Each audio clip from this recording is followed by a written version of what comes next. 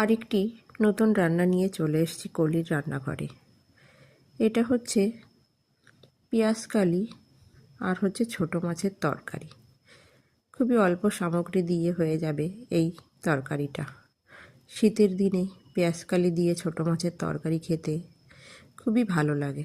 বড় মাছ দিয়েও হয়, তবে আমি ছোটো মাছ দিয়ে করলাম।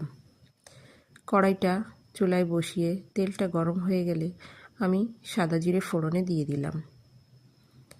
জিরেটা ফোড়ন হয়ে গেলে আমি কেটে ধুয়ে জল ঝরিয়ে রাখা পেঁয়াজকালির টুকরোগুলো দিয়ে দিলাম। দিয়ে একটু হালকা ভেজে নেওয়ার পর আমি দিয়ে দেবো হচ্ছে পরিমাণ মতো লবণ, হলুদ আর লঙ্কার পেস্ট। আমার রান্না এই পর্যন্ত যারা দেখেছে তারা নিশ্চয়ই জেনে গেছে আমি সাধারণত লঙ্কার পেস্ট ব্যবহার করি।